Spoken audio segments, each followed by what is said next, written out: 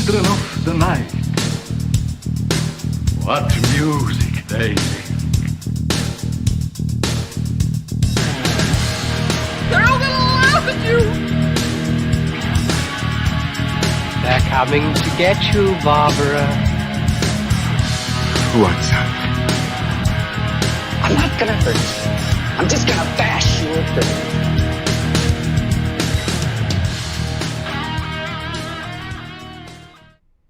Boom. We are live. And let me tell you, this is a good episode. What the hell was that? Did I just hear music? This is a good episode because neither one of the Wangs are here this week. It's going to be nice. It's going to be calm. It's going to be fun. And I'm pumped. I am joined by audiobook god Wayne June. What's going on, man? Hi, boys and girls. Oh, your Wang. video's back. What did you call them? Wangs? Wangs. Oh, the two guys that are on here just blah, blah, blah, blah, blah, blah, blah. You'd think they're on a podcast. They talk so damn much. I know. What's up with that Hunter Shea guy? Is he does he or have anything to do with that moisturizer shea butter? No, I think he just uses it copiously late at night. If I had to guess. Because when I first heard his name, I thought it sounded like the outdoorsman's emollient, the outdoorsman's moisturizer, Hunter Shea. He just, I think he just plays at writing a little bit, but I'm probably being generous there. They're going to be pissed next week. So, Yeah, Wayne, I should give you a quick introduction before we jump into the episode here. You and I have talked several times. We have a bit of a working relationship together over the last few years. We do. Full disclosure, before I get into all the other shit, Wayne has read several of my books. 6 now? 6? You're working on 6, I think? Plus some shorts? Yes. Yeah. Plus 6 plus a short. Also, I found you through Lovecraft, just randomly on YouTube searching for audio short stories, and someone had pirated one you had read and posted it on YouTube. Oh, they did more than one. They did the whole series of six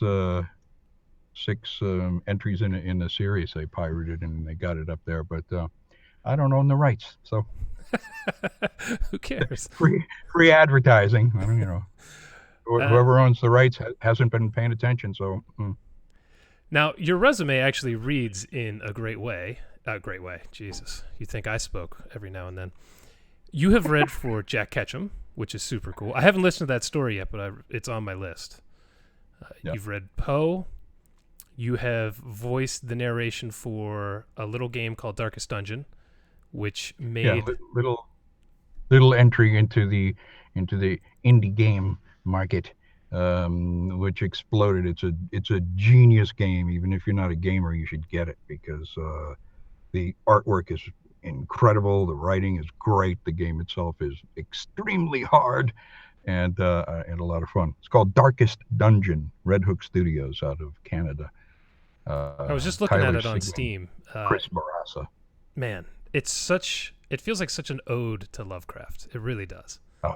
Yeah, well, it's funny the way that they contacted me and hooked up with me when I was doing the Lovecraft stuff in 2000, 2001, somewhere around there. I don't know.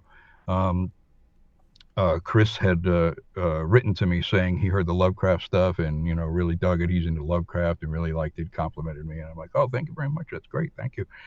And here we go. 15 years later.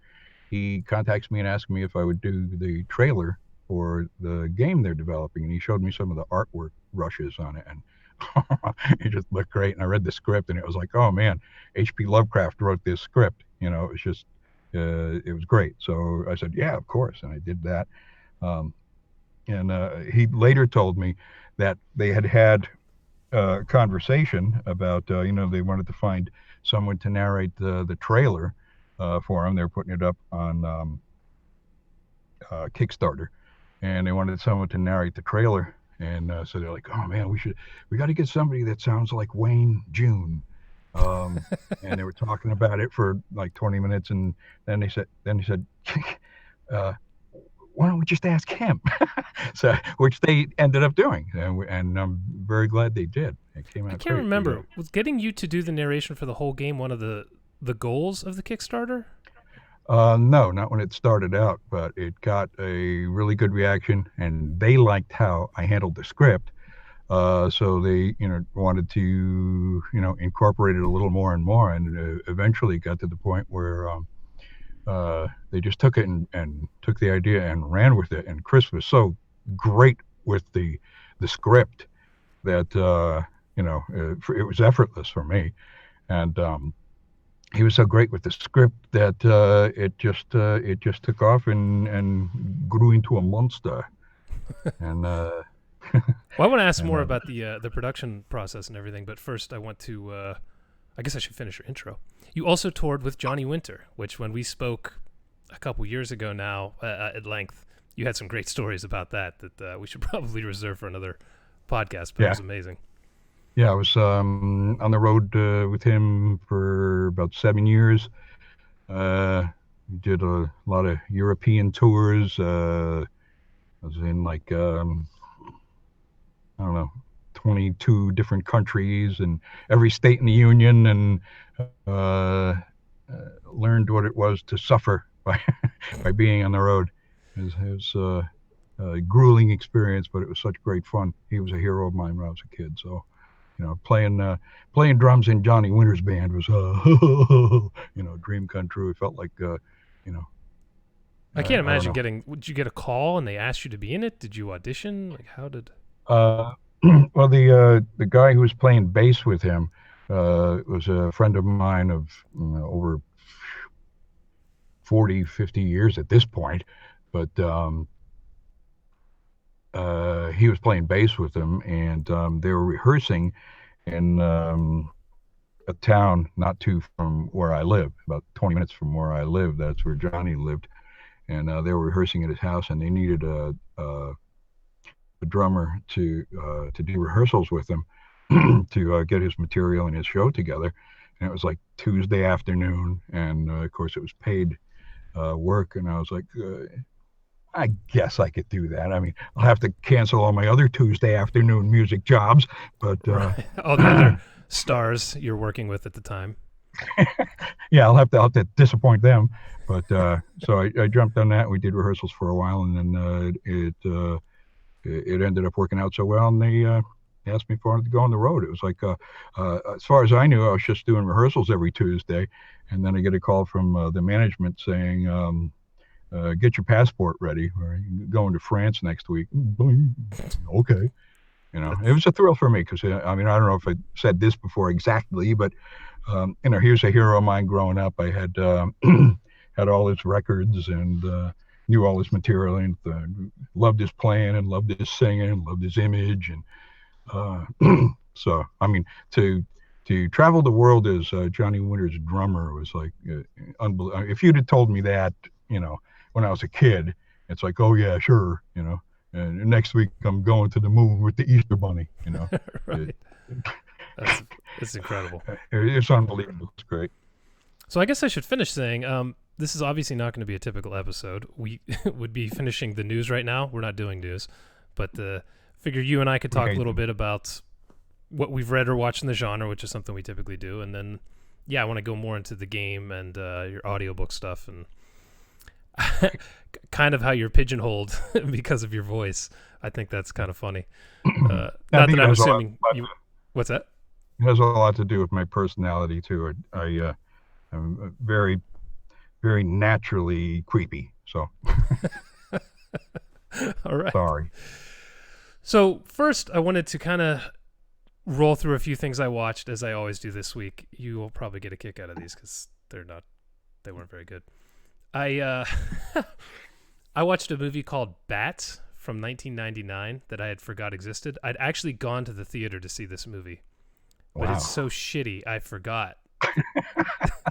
And I watched it again. It stars Lou Diamond Phillips and Dina Meyer, and it's basically about these horrible CG and puppet bats that murder everyone in a small town.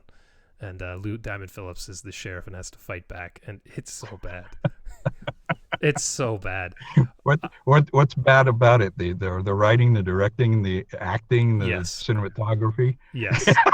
I mean, just this is the third week in a row I've watched a movie that came out in the mid '90s, right when they're learning how to do computer animation and computer graphics and live action film, and every one of them just has scenes that are atrocious. It just blows my mind that they thought it was okay to put this and release this in film. And I mean, the writing towards the end is it's a thing of beauty. And these bats are alive. Some people are trapped in alive. They're intelligent somehow. Some people are trapped in a car and they're trying to drive away and they like bite the fuel lines and the brake lines. It's just these bats know more about cars than I do. exactly. It's terrible. Nobody should watch this. Oh, no. I mean, unless you're was there- a glutton for punishment like me. Was it from a particular studio? Or is it an indie film or? Oh God, I don't know. It was released in theaters in the '90s, so someone put money behind it. I'll have to watch for that. Yeah, don't. You unless you want to suffer. Yeah, wait, you warned me. So You don't watch a lot of horror movies, right? I'm not obsessive about it. I really like the genre. I grew up on Frankenstein and Dracula and the Wolfman and the Creature from the Black Lagoon, and then dug a little deeper and found out about Phantom of the Opera, Lon Chaney, Hunchback of Notre Dame, and Sure. all the classics. I grew up on that, and I read a lot as a kid, and horror and science fiction was my bag. That's what I read. I read only that. So I've still maintained that interest in it. It tends to be mostly historical. If something new comes out that looks particularly great or well done or gets great reviews, I'll go see it. But I wouldn't. I'm by no means a horror expert. Well, have you read anything recent then that you haven't been producing? See, I read so much for work every day that my recreational reading has dropped off quite a bit. What's the last thing I read? I don't know. I'm constantly going over H.P. Lovecraft stuff that I've read a million times just to get it more into my DNA and more Poe stuff. But the classics. Do you listen to audiobooks at all to try and hear what people are doing, or do you just do your own thing? Constantly. I probably listen to, I don't know, 30 or 40 audiobooks a year. So I mean that's a lot. Yeah, that's part of my my daily schedule. I crash out and go to Audible and download something and listen to an audiobook, and if I fall asleep during it, just next day I'll pick up back up 2 chapters and start over. But I do it not only for entertainment at this point, but I like listening to the production values. I love finding mistakes. Oh. I would have caught that.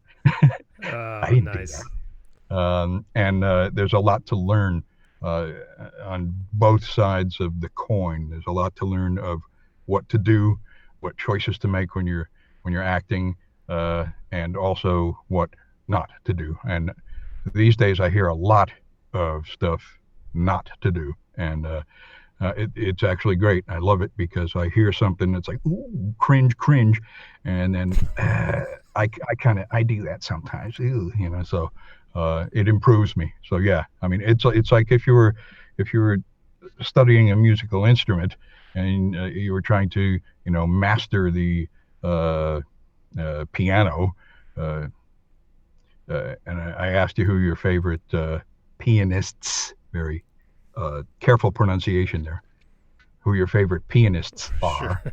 And you didn't have any. You didn't listen to piano players.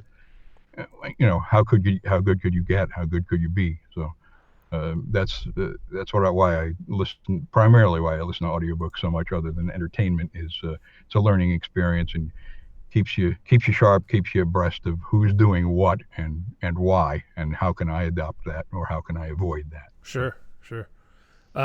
In the chat, Sheridan says Sony Pictures made Bats, so it was a big studio who made that piece of shit. So congrats on that. Speaking of of audiobooks, I just finished one last week or the week before I want to talk about today. The Troop, written by Nick Cutter and narrated by Corey Brill. Now, I've never read Nick Cutter and I've never listened to Corey Brill. Any Nick name? Cutter doesn't ring a bell. Corey Brill does ring a bell, but I can't. It's not right here. I think I've heard the name, but what was your estimation of it? I thought it was incredibly well done. The story had me the whole time. I thought the narration was excellent. Because a lot of times when I'm listening to narration, I either want the narrator to be very powerful to where the performance is so much of it that it's almost like a theater experience or a radio experience, almost like a radio drama thing. Or I like it to just blend in the background and I'm just getting story, if that makes sense. I don't know, I might be making this shit up. Absolutely. No, absolutely. And this one to me fell more into I almost didn't notice his narration most of the time. I was just catching the story. I just fell into it. So I thought it was outstanding. That's the key in my estimation to a great narrator is, or one of the keys at least is transparency. You don't want to overshadow the narrative. You don't want to overshadow the story, take attention away from it. You want to key on the emotional aspects of any given book, chapter, scene, paragraph, sentence, word. You want to find the emotion that the author was trying to elicit from the reader or listener, and feel that. If you can feel it, chances are whoever's listening to you is going to feel it also. If you're taking it over the top, if you're giving it more than you're supposed to, if you're giving it an improper or inappropriate emotional affect, the listener's going to hear that, and when they're thinking about while they're reacting to your performance, they're not getting the story. So transparency.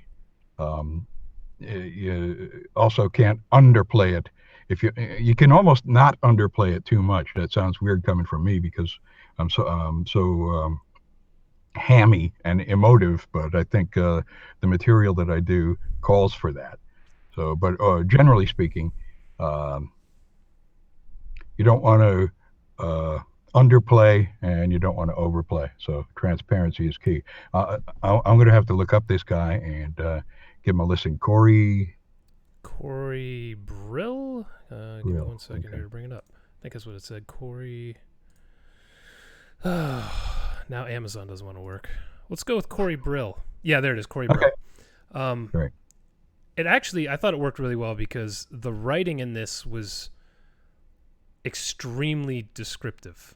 Everything has to be the white caps in the ocean were slathered with, and it was just like, holy description, which normally annoys me.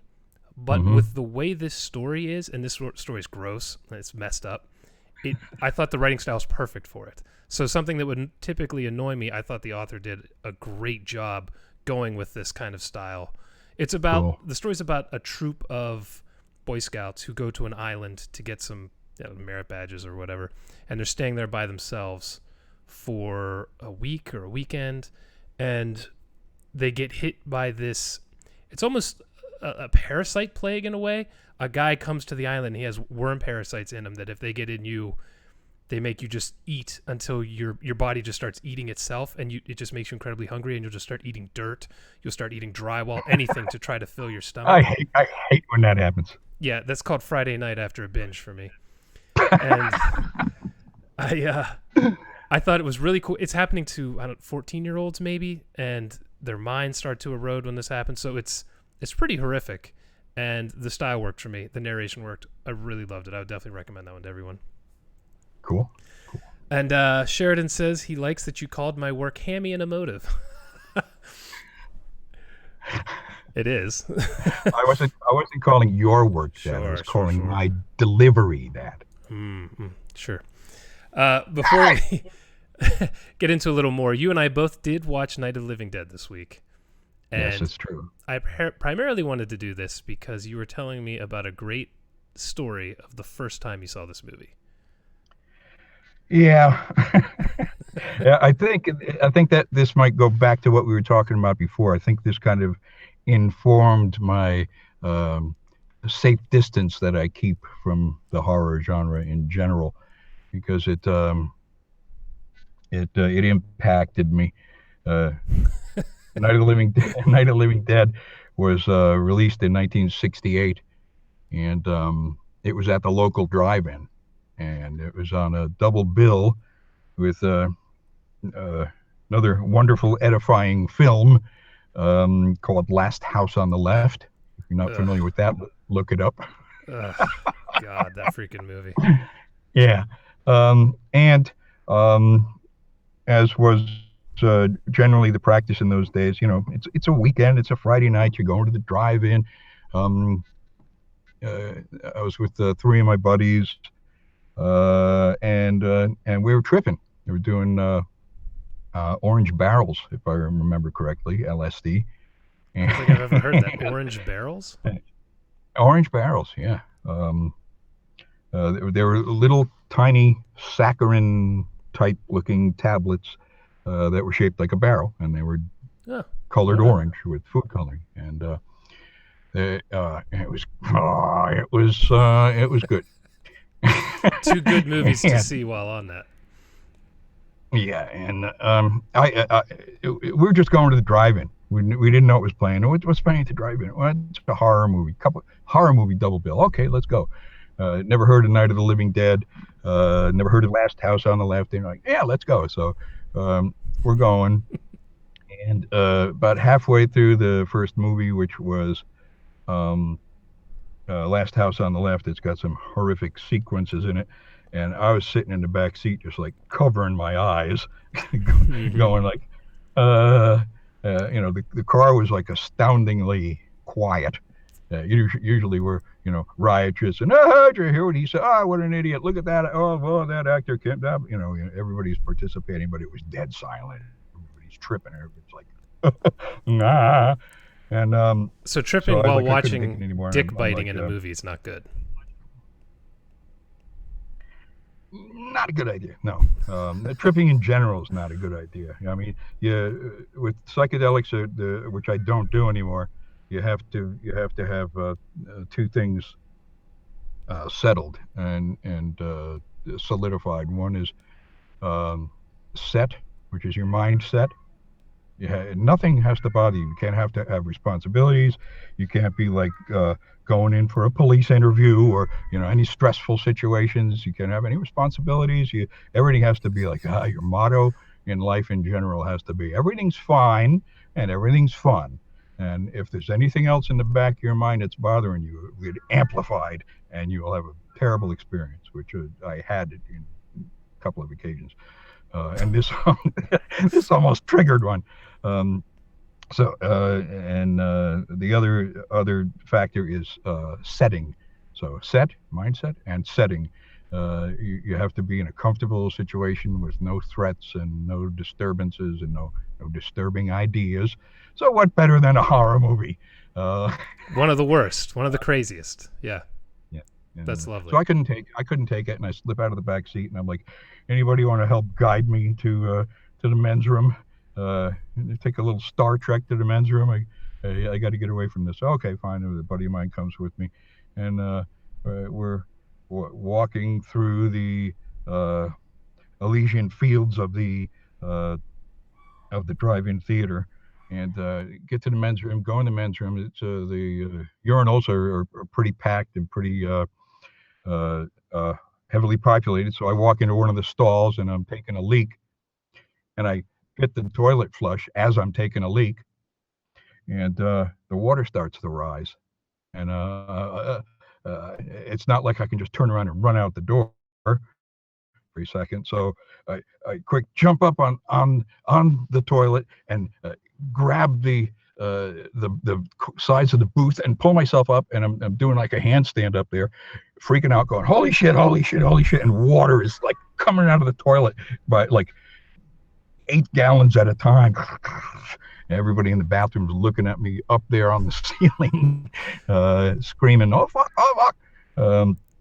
So they abandon it, and I finally, the flood subsides, and I finally get out and leave there, and get back to the car, and all my buddies in the car are like laughing their asses off. I'm like, what happened? Did I miss a good part of the movie? And they're like, no, we were in the snack bar, and about half a dozen people ran in there going, there's this hippie jumped up on top of the toilet screaming, oh shit, well, water's pouring out of it.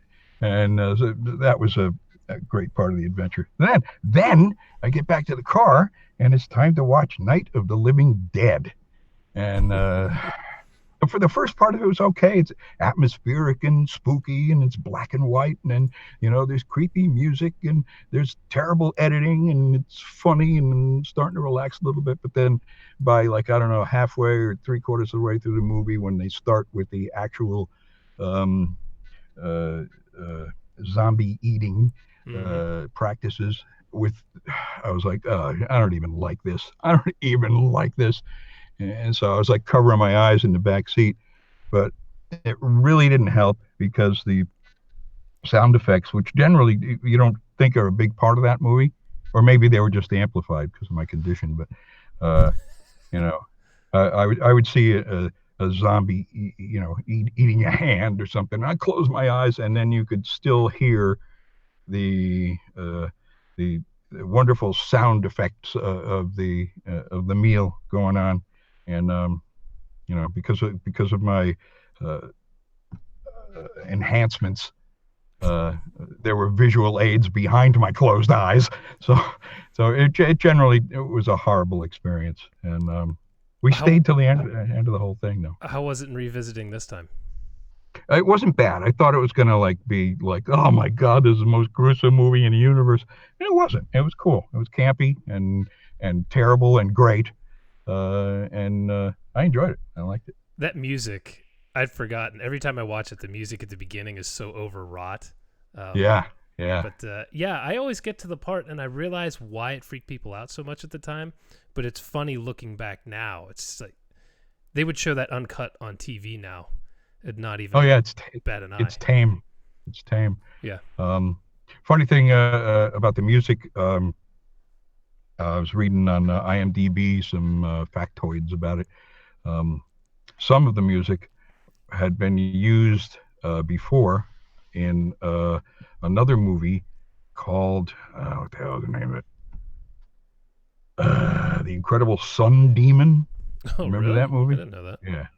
Yeah, it was a British 1960s sort of a sci-fi thing, which was also a great campy movie, and probably a little higher quality than Night of the Living Dead, although it was kind of a different genre, science fiction. And there was something else too that was used in some other creepy thing. I'm trying to look it up right now. If you want to bail me out, I'll find it. Okay. I have no idea. I like I said, I just had it on the background today. We're probably going to do a retrospective on this movie at some point. Probably that, and they did a remake in the 90s. It was actually pretty good. A lot more gruesome. Are they also doing one? Did they do one last year? Or as I was surfing the web, I thought I saw Night of the Living Dead 2017. Probably. They've remade that and Dawn of the Dead and Day of the Dead 87 times. They just keep getting worse and worse. They're just terrible. So George Romero died 2 years ago now? Last year? Maybe last year. So he's obviously not involved with anything anymore. But so anyway, I wanted to kind of go back towards the audiobook stuff first. You said Lovecraft back in 2000, 2001, something like that? Yeah, somewhere around there. I did a series of 6 of them for a company called Audio Realms, which is no longer around, unfortunately. I didn't know they folded. Yeah, I think they did. They had quite a neat catalog, and it was cool. They're the people I did the Jack Ketchum thing through, and they had some good stuff. But I had no idea. yeah. So what made you decide, because you were just, I don't want to say freelance, but you were paid to do that by them. What made you decide to start trying to record out of your house and doing it on your own? Well, as I was doing the work for them, but I was doing it in my own studio at home. Oh, okay. Yeah, I was submitting finished files to them. I've been doing that since then. I started really taking the idea about 1998, 99. I had recording equipment and experience with it for a long time because of my music career. So I had the interest in audiobooks, and it started to occur to me that hey, I think I could probably do this, and I have the equipment. So rest is history, as they say. I took a lot of training, and there's a lot more to it than I ever imagined there was. There's a lot to learn. I'm still learning. But I took acting classes. That's my biggest problem. I cannot freaking act. Oh man, it takes you right out of your comfort zone, Oh. and that's what you have to be able to do. You also have to get over the hump that everybody faces when you're recording. Your voice is, when you hear it back, you go, that doesn't sound like me. Well, unfortunately, pal, it does. And you're trying to do the cool guy voice then, and it sounds ridiculous. Yeah, absolutely. Yeah, I'm the worst. I've told this story multiple times, but I tried to record my own audiobooks because I thought, who easier than me to just bang these out? I know these books. This will be no problem. I read one chapter, let my wife listen to it, and she said, you need to hire someone. Like, okay. Yeah, well, it's a totally different skill set, and It really is. It's possible. It's learnable. If you ever want to pursue it, I'll be happy to help you out. Dude, that would be the worst mistake you ever made, because that's just going to waste a lot of your time. I did want to kind of talk to you a little bit about the way, not just the genre, but the industry has gone, and not just audiobooks, but ebooks, audiobooks, movies, with streaming, with easy access to this stuff, with subscription services like Netflix or Audible, where you can really plow through things, and it kind of has driven the price down, which is great for the consumer, but tough for the producer. Mm-hmm. But in another way, we have way more people now who make their livings through writing or YouTube videos or Audible narration. There's so many more people than before. Yep. But you have to produce a hell of a lot more work now to be able to do it. So yeah, it's a matter of keeping up with the technology too, because and that's a struggle that I think I'm sort of on the other side of the hill now, and I still have a lot to learn. But it's possible to learn the technology and stay on top of it, because the technology is one of the things that have driven the change. I mean, it's really been a sea change in all those industries you mentioned, and it has its disadvantages, but it's a matter of adapting to the change. If to have the studio that I have now in 1980 and before, would have been hundreds of thousands of dollars, and just sure, out of reach. Now it's within the reach of just about everybody, and it's really opened the field. I like to sometimes complain about the way the industry has gone, but at the same time, adapt to the change. I mean, this has happened before. The steel industry in North America and worldwide isn't what it was in the 1800s, and the early 1900s. So, it's a different model now. Is the adaptation what you find the hardest to deal with? Not really, because I only started paying attention to being alive in like 1988. So, Okay. so it's not like I had preconceptions. Well, even so, I was thinking about this when you and I did our first 2 books. I think Audible was paying us a much higher percentage than they are now. I mean, double, right? Almost double we were making than what we get with our new books now. So that just cut the legs out of a ton of people right out from under them. So Yeah, it's kind also, and when Audible first came along, and when they were paying the higher rate at the beginning, Mhm. that was already miles below what the industry was, even five years before. I mean, sure. you had to pay, and that's also because of technology. You had to pay the narrator, you had to pay the studio time, you had to pay the engineer. Often they had a producer and or director that was part of it too. I mean, it was like a multi-person job to get an audiobook done. Now, uh, uh, recording gear is affordable. It's not that hard to set up a home studio that is capable of doing it. And if you apply yourself, the key to it now is volume. Right. So you're getting paid less, but also for the first time, stuff that you and I create in our dens or bedrooms or home offices or where we do it. Can get a worldwide audience on the internet. So if you have to sell, if you had a product for sale 20 years ago, 25 years ago that you were charging $100 for, and you had to get it distributed in by the means that were available then, and now the same thing. It's a lot easier and more convenient and quicker to produce, and you can produce it.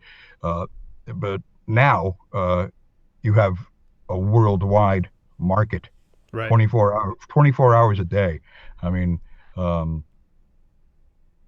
it's hard to believe or hard to envision.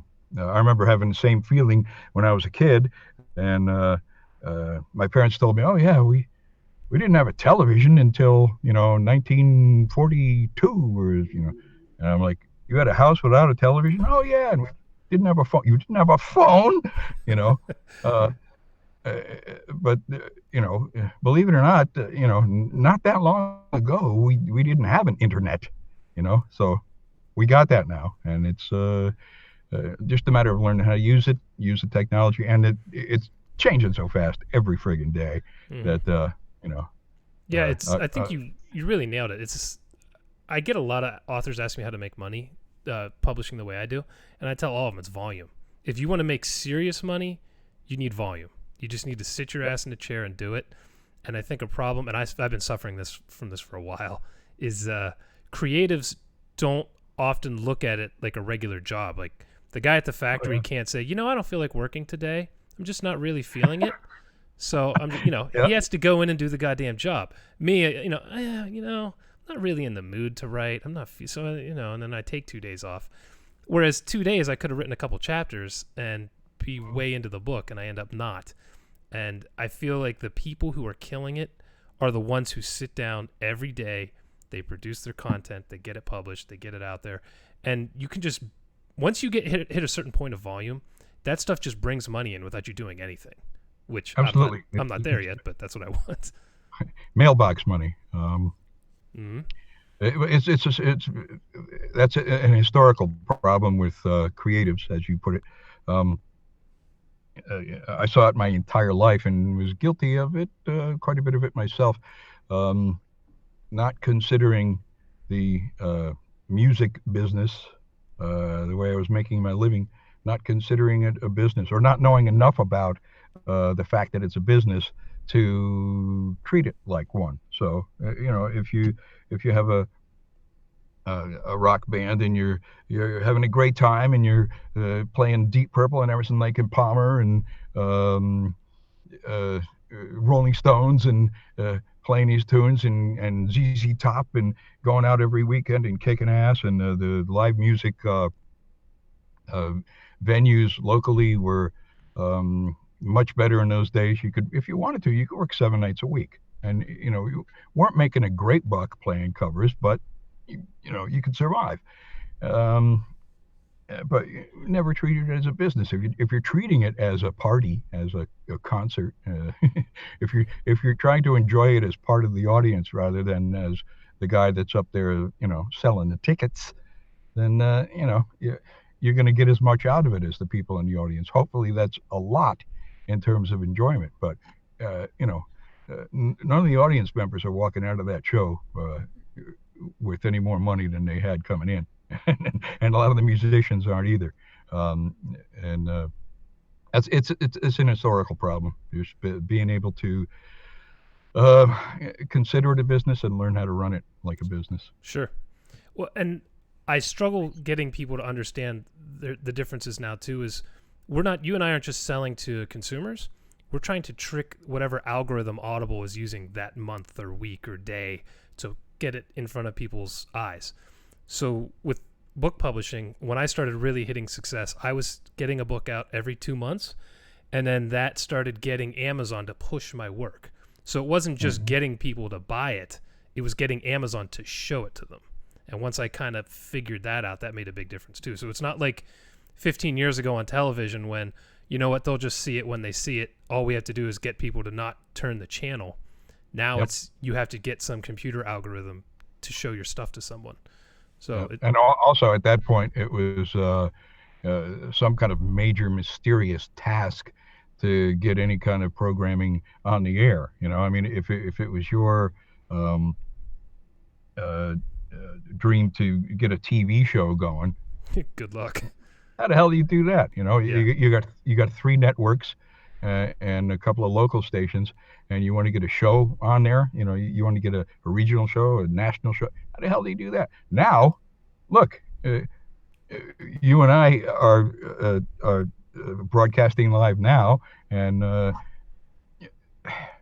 anybody who has access to the internet can see this.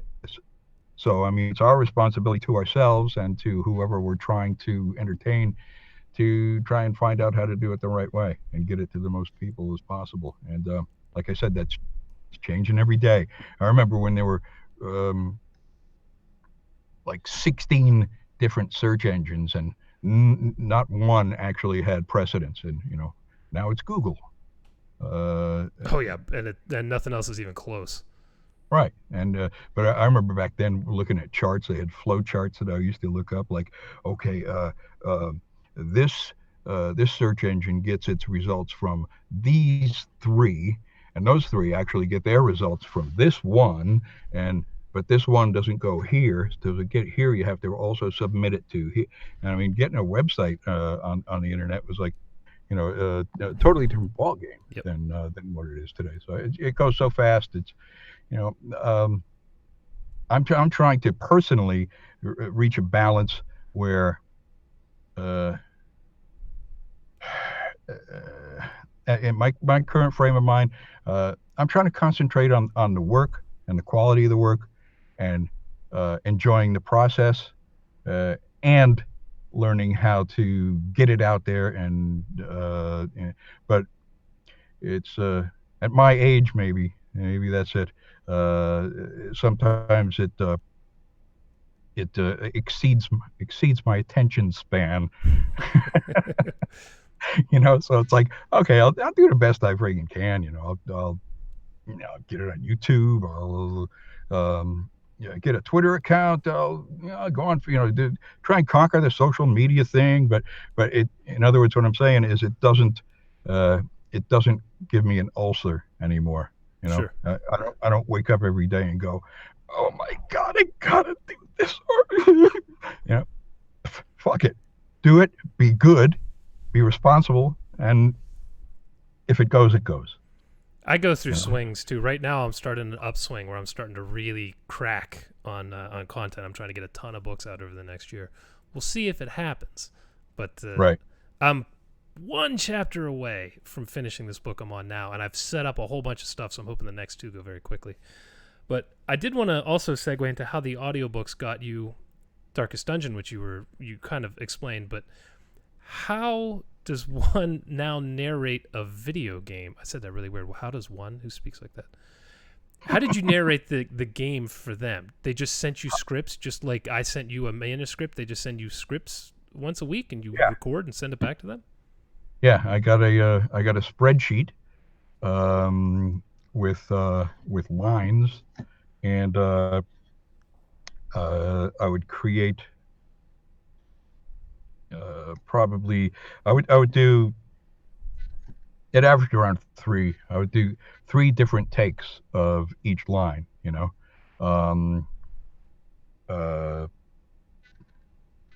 and then submit that to them and let them pick the one that they thought was best, that they thought was most suitable. That's what they had in mind. Or if out of the 3 they hear something that's like, not quite what I was thinking, try this, they'd kick it back and say, okay, and give me some direction. They were great since they cast me based on what they had heard me do. There's very little kickbacks for that reason, for the performance reason. But that was about it. I'd give them 3 takes, 4 takes sometimes per line, or maybe 1. Maybe it's like, I'm convinced this is the way this should be read. Boom, and they would take it from there. Now you just did the narration, right? You didn't do separate characters. Right. There's only one audio character in it at this point. There's a lot of sound design. There's music by a great guy named Stuart Chatwood, which adds to the ambiance and the atmosphere. It's incredible. Mm-hmm. Also, the guys who did post-production on the audio and sound design, Power Up Audio, they were great. I mean, it's a lot of it is subliminal, unless you're in the industry or unless you are, particularly aware of it. But just the sound effects, the use of reverb and backwards reverb and explosions when they're supposed to, and the work is genius. There's not one slug on that team. It was meant to happen with that bunch of people.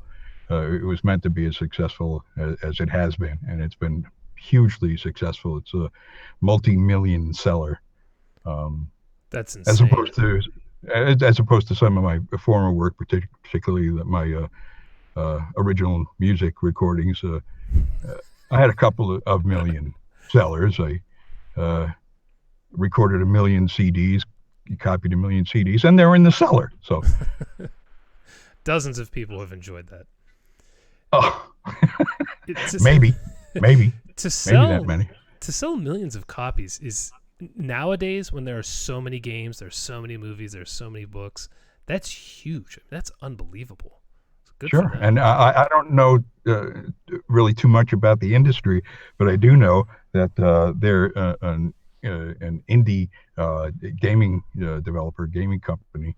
So that's got to be tough. They're not one of the big guys starting out. They're one of the big guys now, but they didn't start out that way. It's amazing too that you just have where's your office? Is it in a spare room? Is it under the stairs? You're just recording for a video game that sells millions of copies and just emailing it back to them or whatever. It's just incredible. Yeah, I actually am under the stairs. I'm in a walk-in closet, and these are the stairs going up to my hallway from the front door. How do you keep it from getting insanely hot in there? It's hot wherever I go, babe. Actually, I did solve that problem because I used to close the door, to keep the sound out. and it did get hot, and it got muggy because you're breathing, and it's like hot breath and CO2, and I'm falling asleep. I'm passing out here. Why? So eventually I took the door off, and I have a curtain now that's hung on. It's hung like a shower curtain, but it's a sound curtain. So you get a little breathing in there now. Yeah. So at the top of it, air comes through. So solve that problem. Do you have a computer sitting in there too, or do you have the computer outside the room with cables running to it? B. Okay. I was just curious because my wife can actually act, and I've been wondering about having her try some of my shorts and thinking about setting up a little sound studio, but I don't want to get too crazy. You might want to clarify that. Define your terms. She's going to try your shorts? What's going to happen now? Oh, I have one short read by it's from a 13-year-old girl's perspective. So I'm not sure how much you would like to give that one a go. But No, I was just referring to the fact that you were talking about your wife doing something with your shorts, and I thought maybe we're getting off the topic here. Oh, yes. I see. I'm very quick on the uptake. Oh, I know.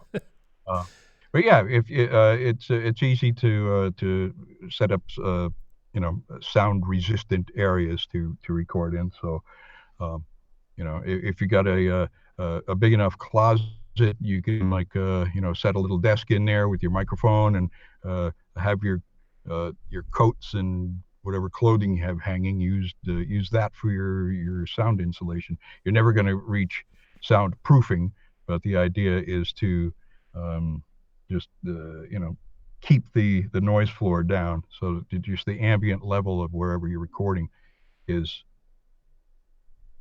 just nice and quiet. You don't have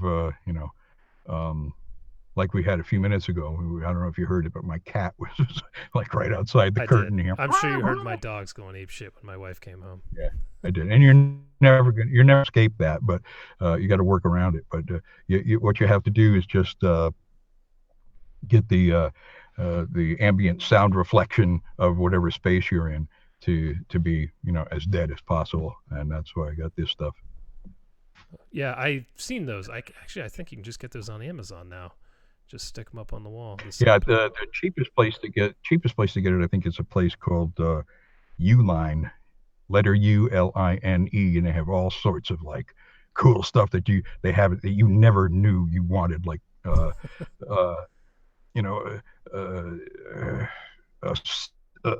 seat for your forklift.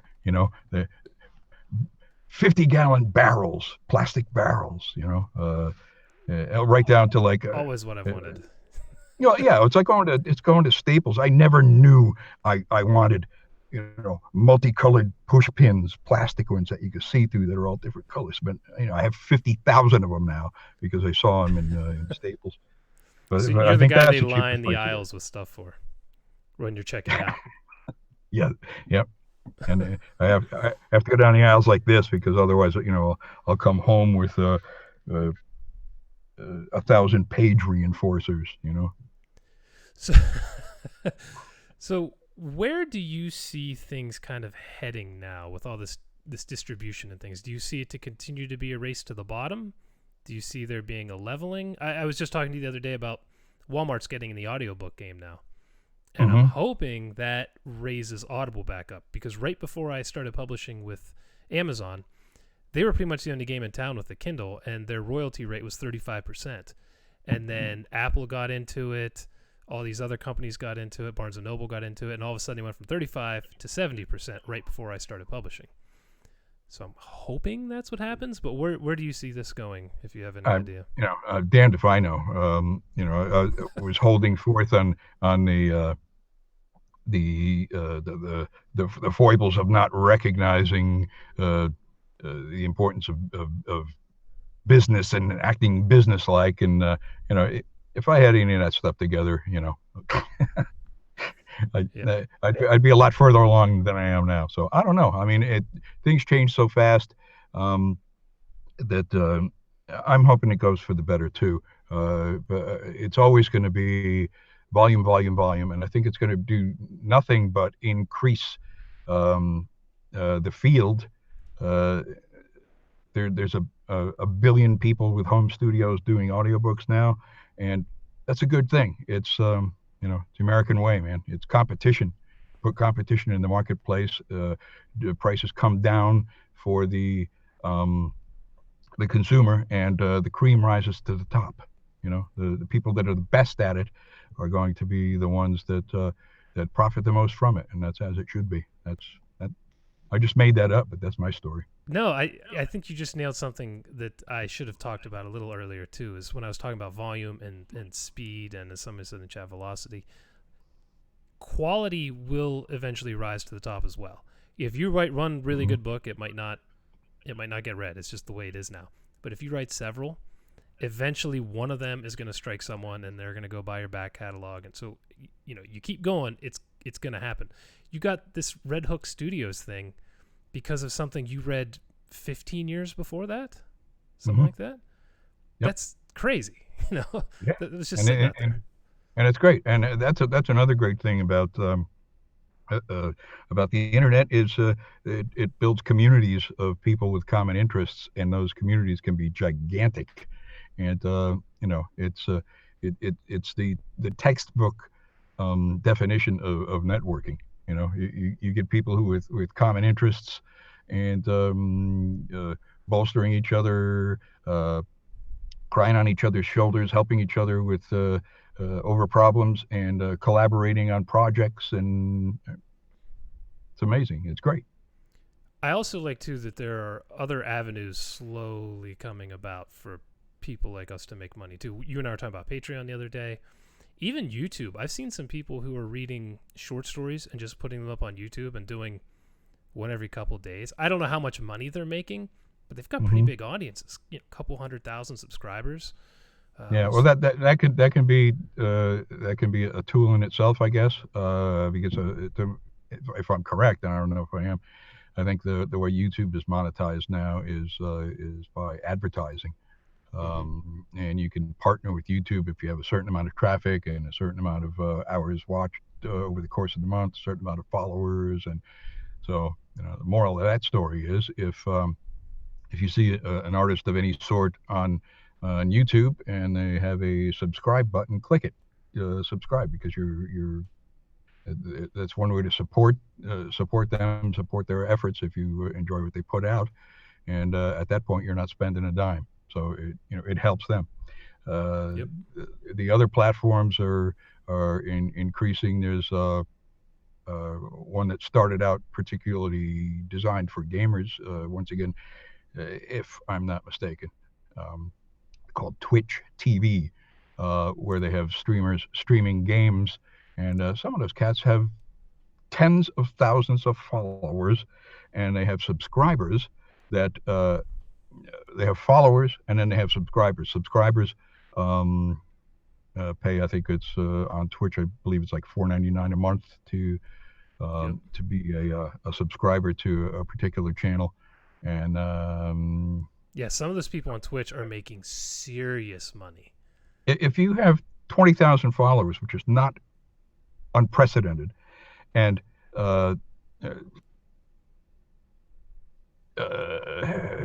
20% of them are giving you $5 a month, that's pretty good start.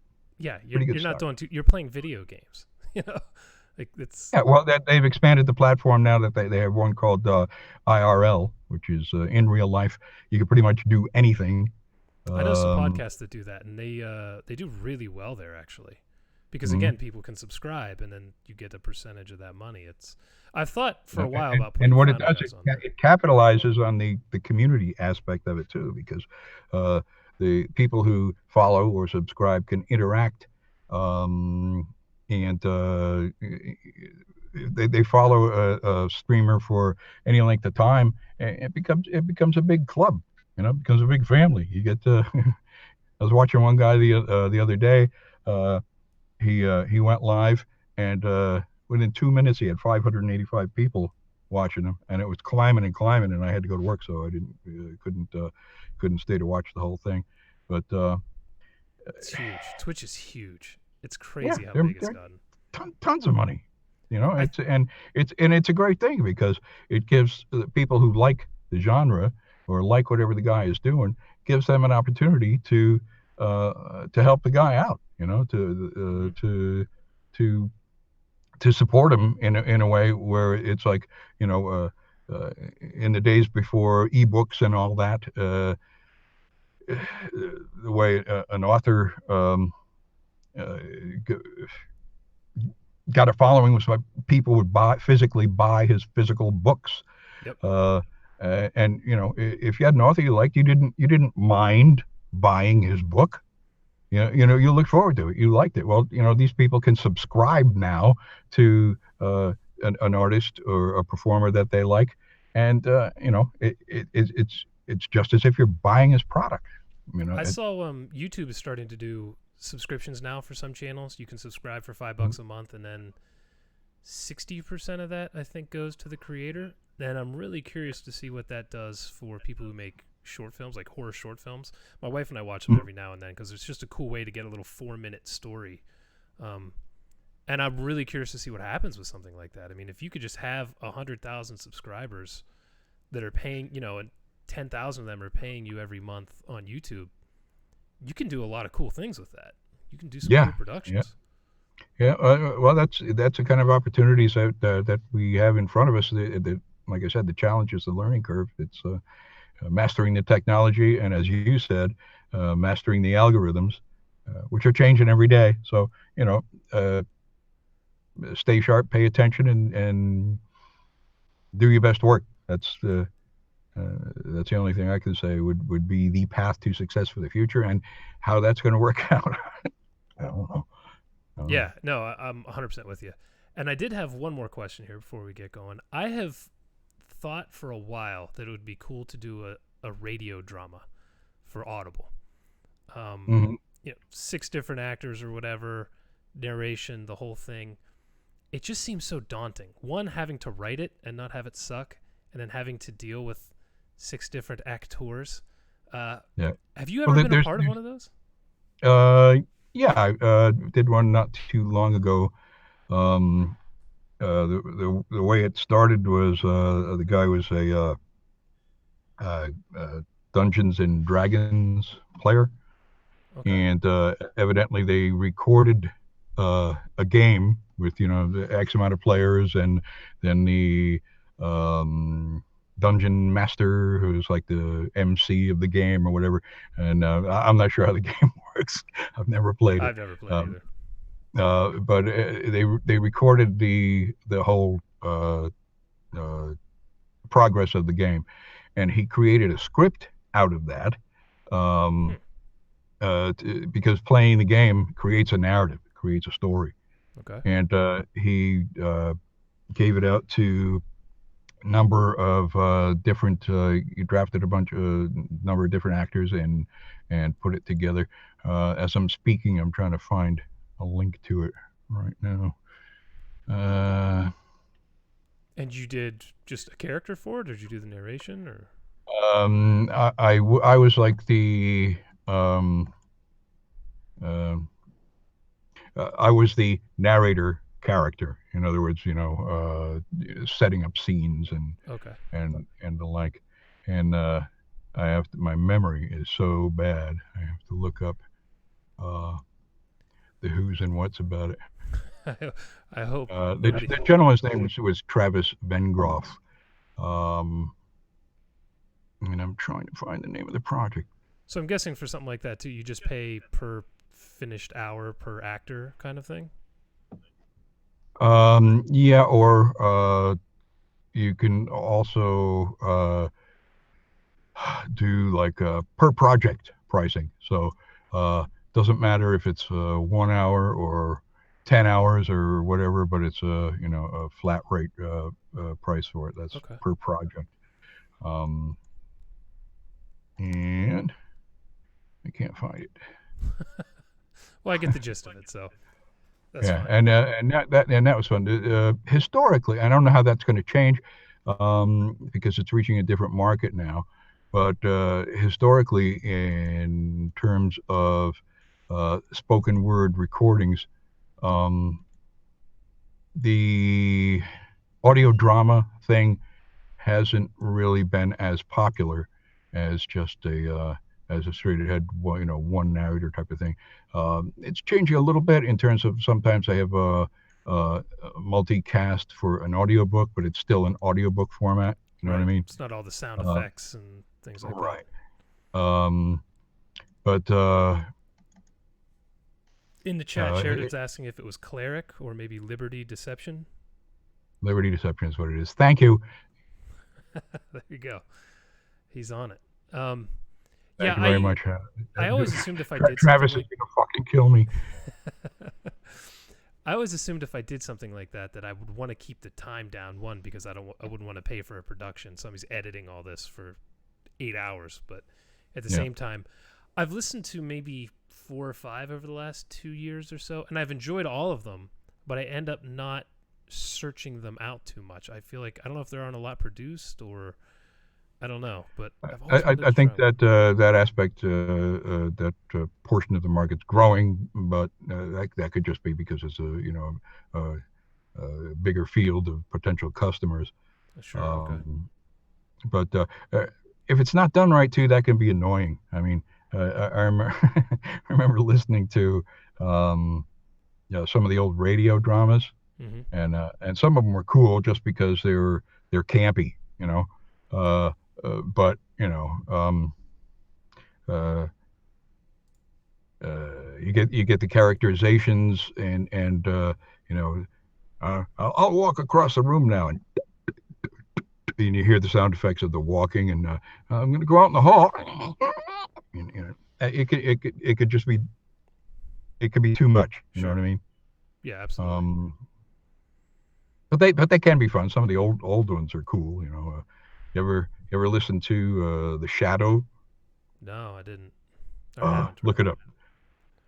What evil lurks in the hearts of men? The Shadow knows.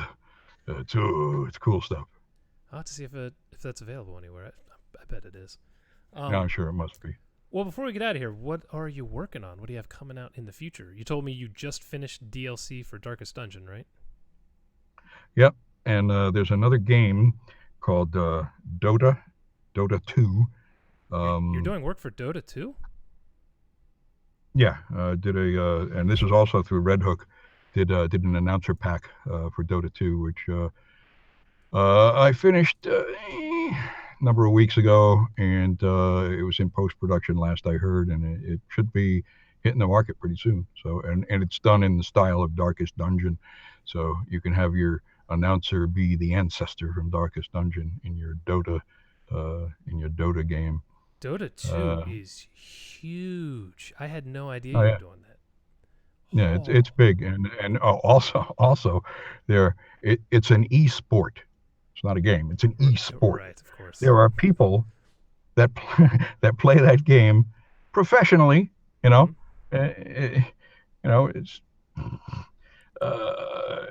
they have live tournaments worldwide, and the players are professionals. They do it for a living, and they cash in. They make dough. It's great. Dota's I wish I had like unfathomably huge. Congrats on that. That's awesome. Yeah. And then I'm also working on just about finishing. I'm within the last couple of chapters recording Asher's War, which is the piece of shit. third in a series called the Asher Benson series by some character. I forget his name. Let me look it up. That's you. Yeah. Ladies and gentlemen. So if you go to my Twitter page, you will find links to Asher series Ash, which is book 1, Madness, which is book 2, so you can get prepared for Asher's War, which is book 3, which is awesome, by the way. I was going to say your check is in the mail, but if they go by it, the check will literally be in the mail.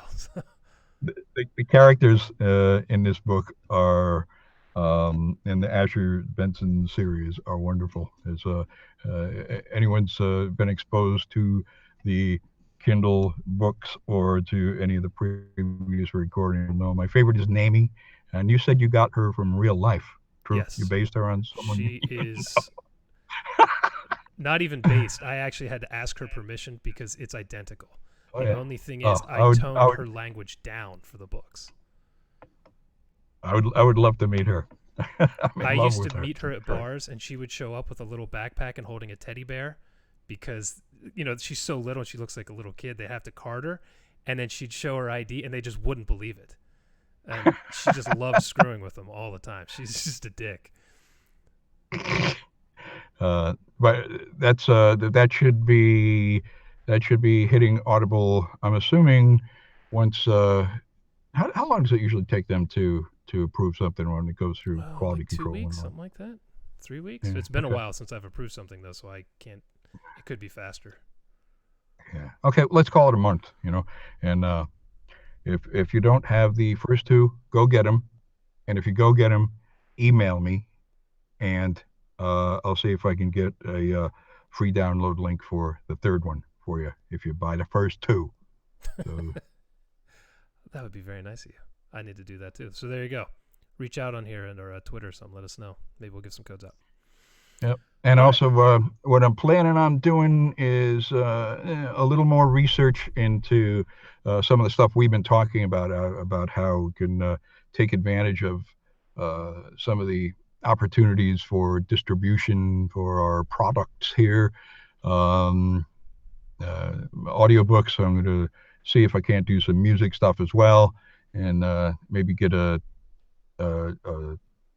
Twitch stream going or a Patreon thing or something. I'm in the middle stages of investigating what that's all about and how best to accomplish it. So if anybody has any advice for me, if you're a streamer or you have a Patreon account and you're like, hey, avoid this mistake, or hey, no, definitely do that, let me know, because I need help. You and me both. I appreciate you coming on. I know this was last minute, and this is very different from what we usually do. So I appreciate you having me here. I was almost late, but I'm glad that I was able to do it on time. My hair and makeup people were late today, so I almost missed the call. But I understand. It's a rough life. it was accomplished, and I had fun. And thanks for having me. Absolutely, man. WayneJune.com, right? Nah, forget that. Go to Twitter or go to Facebook, and I'll be updating WayneJune.com sometime in the next decade or so. It hasn't been changed since like 1999, so it's a fallow, useless piece of shit right now. It's vintage. It's vintage. Oh yeah, that's right. And then I did it on purpose. It's campy. Right. Everything's retro now. Also, I am growing my YouTube presence. I'm putting up stuff. Whether it's excerpts and previews and stuff of the work I'm doing, or bona fide full narration productions. I've done video stuff for them too, which is a lot of fun. And you can find that on my YouTube channel. So go there as well and subscribe and make me a rich man. I will love you.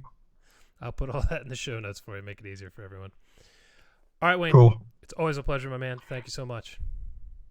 Thank you, sir. I'm going to hit this bumper. Don't go away.